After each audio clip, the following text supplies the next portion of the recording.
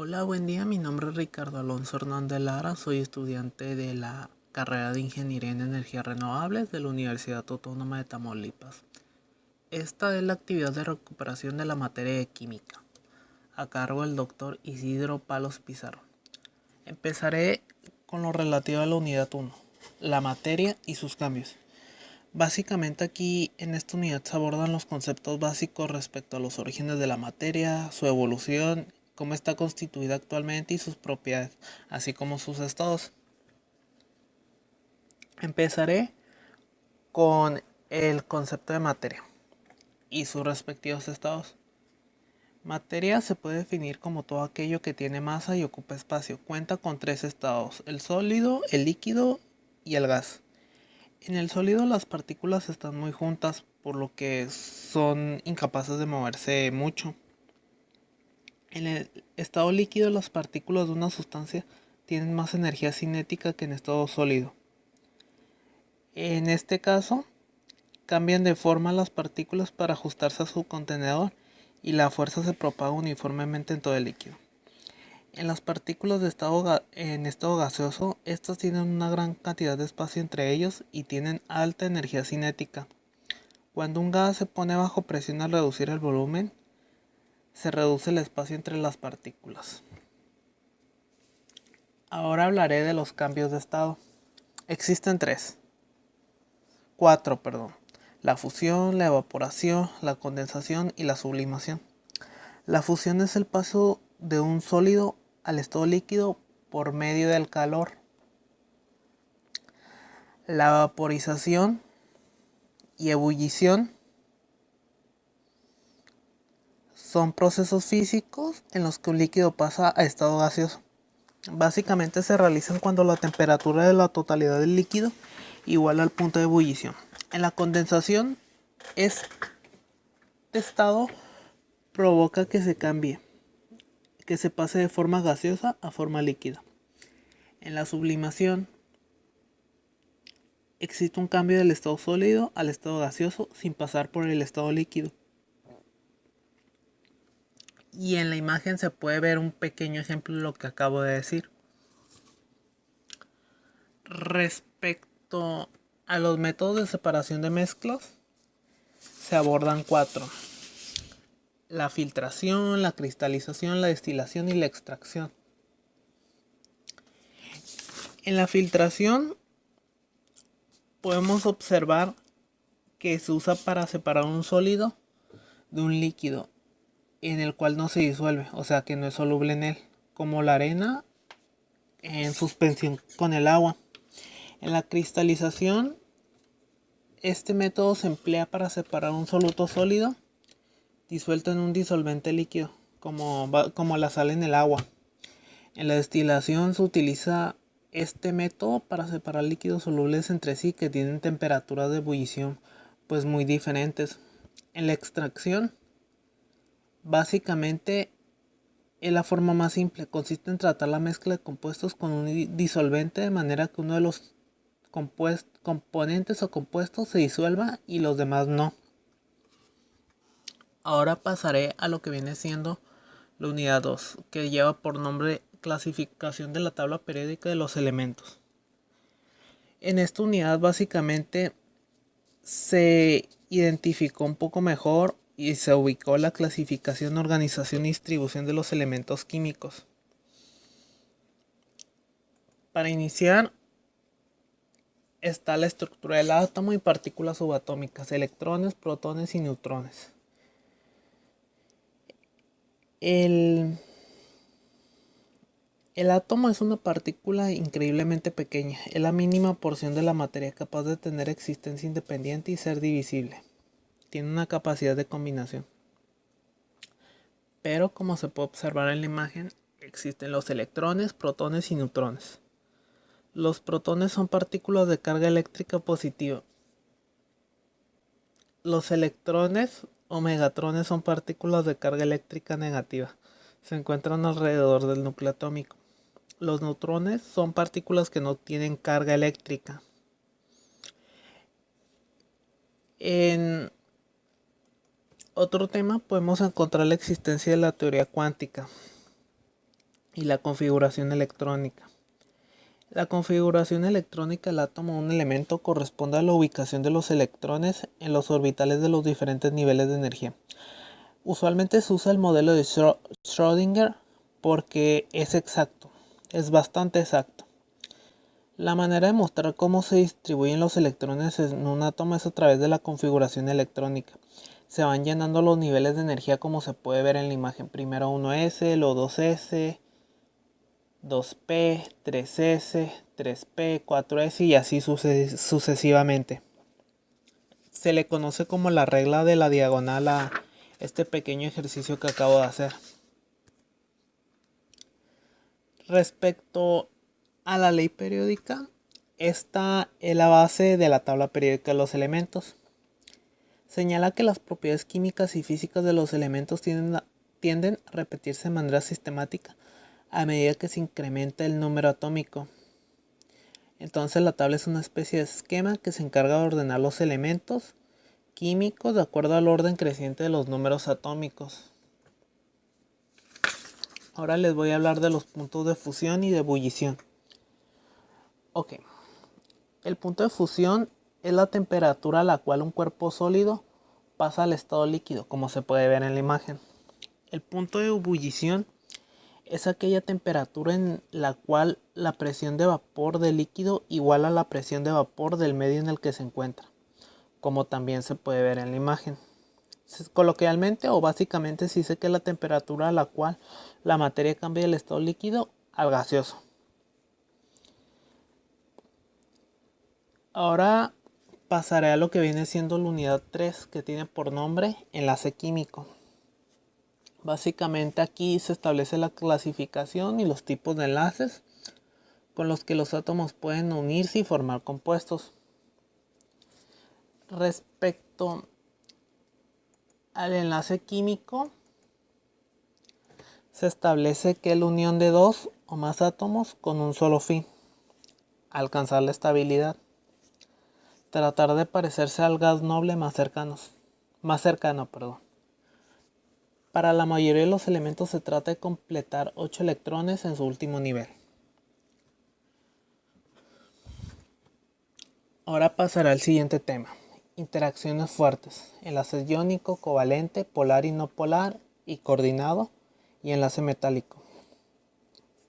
El enlace iónico consiste en la atracción electrostática entre átomos con cargas eléctricas de signo contrario.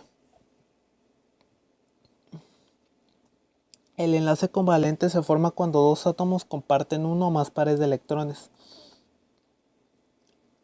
Y como ya se mencionó, se divide en dos, como se puede ver en la imagen. El enlace polar covalente, que en este los electrones se comparten de forma no equitativa entre los átomos y pasan más tiempo cerca de un átomo que del otro. Y el enlace covalente no polar, este se forma entre dos átomos del mismo elemento, o entre átomos de diferentes elementos que pues comparten electrones de manera más o menos equitativa. Y existe el coordinado, que se forma cuando dos átomos están enlazados entre sí. Y asimismo existe el enlace metálico, que ocurre entre dos átomos de metales. Aquí todos los átomos envueltos pierden electrones de sus capas más externas, que se trasladan más o menos libremente entre ellos, formando una nube electrónica.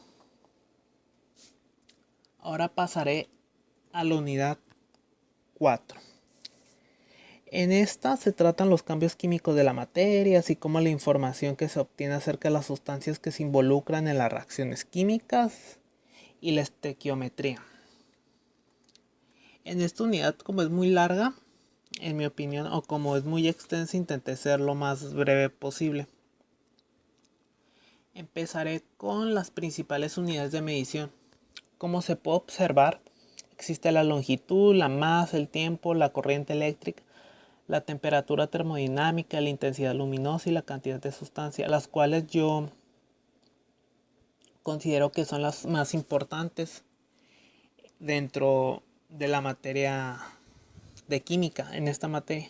Pero a su vez existen otro tipo de unidades que igualmente son relevantes, pero no tienen tanto uso dentro de la química como las primeras, las cuales se pueden observar igualmente en la imagen. Respecto a las unidades de concentración, existen la molaridad, molalidad, normalidad, partes por millón, entre otras. Hablaré de las más importantes. La molaridad o concentración molar es el número de moles de soluto que están disueltos en un determinado volumen. Tal y como se puede observar, es la fórmula de la molaridad, el número de moles de soluto entre el volumen de disolución. Se le conoce a la molalidad, que es diferente a la molaridad, como la concentración de una sustancia, con la cual se puede determinar cuánto soluto se necesita para poder efectuar la disolución de otra sustancia. Respecto a la normalidad o concentración normal, es el número de equivalentes químicos o equivalentes gramos de soluto por litro de disolución.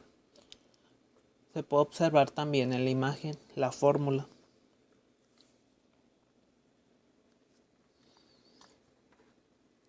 En lo que concierne a la unidad 5, existen las propiedades de los gases y su comportamiento.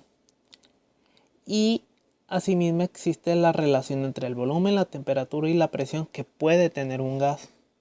Respecto a la primera unidad de nombre teoría cinética, este establece que el calor y el movimiento están relacionados, que las partículas de toda materia están en movimiento hasta cierto punto y que el calor es una señal de este movimiento. En esta teoría se establece que los gases están compuestos por las moléculas, partículas discretas, individuales y separadas. Asimismo, existen los gases ideales y reales. El gas ideal está contemplado como parte del grupo de los gases teóricos por componerse de partículas puntuales que se mueven de modo aleatorio y que no interactúan entre sí, como se puede observar en la imagen, que todas tienen movimientos diferentes. En cambio, el gas real es aquel que posee un comportamiento termodinámico y que no sigue la misma ecuación de estado de los gases ideales. Los gases se consideran como reales a presión elevada y poca temperatura. Respecto a la unidad 6, en esta se podrá conocer el equilibrio de una reacción química, se podrá expresar la posición de equilibrio de una reacción en términos cuantitativos. Esta unidad, básicamente yo la resumí ya que se me hizo un poco compleja y quise mencionar lo más importante. En la ley de acción de masas, en esta existe un proceso elemental. El producto de las concentraciones en el equilibrio de los productos elevados a sus respectivos coeficientes estequiométricos dividido por el producto de las concentraciones de los reactivos en el equilibrio elevados a sus respectivos coeficientes estequiométricos. Eso es una constante para cada temperatura que se llama constante de equilibrio y en esto consiste la ley de acción de masas. Respecto al principio de Le Chatelier, básicamente o concretamente establece que si un sistema de equilibrio se somete a un cambio de condiciones, este se desplazará hacia una nueva posición a fin de contrarrestar el efecto que lo perturbó y así recuperar el estado de equilibrio. Ahora pasaré al último tema, compuestos orgánicos. Básicamente o principalmente se conocerán los principales compuestos orgánicos, grupos funcionales, sus propiedades, la química del carbono, los hidrocarburos, todo lo relativo a los hidrocarburos. En los hidrocarburos podemos encontrar que se dividen de diversas formas, pero ¿qué son? Son compuestos orgánicos formados únicamente por átomos de carbono e hidrógeno. Esos son los hidrocarburos. Se dividen en 4 tipos. Los alcanos tienen solo átomos de carbono e hidrógeno. Los alquenos contienen solamente en su estructura cuando menos un doble enlace carbono-carbono. Los alquinos Son hidrocarburos insaturados que contienen en su estructura cuando menos un triple enlace carbono-carbono. Los aromáticos son llamados así debido al fuerte aroma que caracteriza a la mayoría de ellos. Se consideran compuestos derivados del benceno y su estructura cíclica se encuentra presente en todos los compuestos aromáticos. Respecto a lo que viene siendo las fuentes de obtención y su impacto económico y ambiental, estos se obtienen por destilación principalmente, destilación fraccionada de los compuestos que los forman atendiendo al grado de volatilidad que tengan. Respecto a los combustibles derivados del petróleo, quiero aclarar. Otra forma usada de la descomposición la descomposición térmica o cracking, en la que mediante la acción del calor se pueden obtener moléculas más pequeñas, rompiendo algunas más grandes. Los hidrocarburos como tal no producen un impacto ambiental concretamente, pero cuando son utilizados como combustibles es cuando existe o hay un daño en el entorno. Respecto al impacto económico que origina, es de destacar que permiten el desarrollo de la sociedad en el uso de bienes y servicios, pero existen métodos o diversos métodos alternos para conseguir los mismos beneficios que se generan por parte de los hidrocarburos.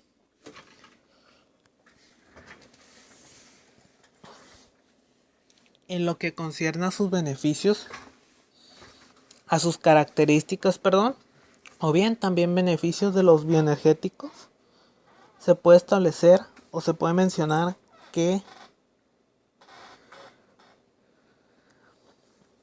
pueden reducir las emisiones de dióxido de carbono en comparación con las producidas por el uso de combustibles fósiles. Son renovables, permiten la sustentabilidad ambiental y pueden ser una fuente alternativa de energía.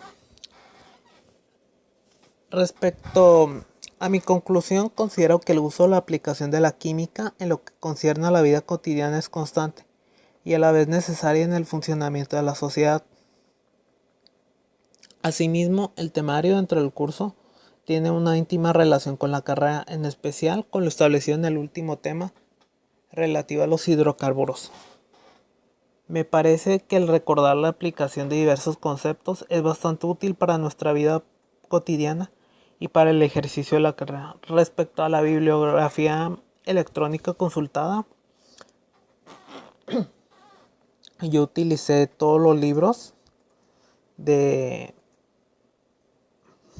Blackboard y utilicé otras fuentes alternas como Alquimia Juan, Corinto, Química La Guía, Dogplayer, Matemáticas Oxidadas, que es un blog, diversos blogs, algunos sitios que definían algunos conceptos también, algunos en inglés, pero más que nada la bibliografía proporcionada por Blackboard. Muchas gracias por la atención.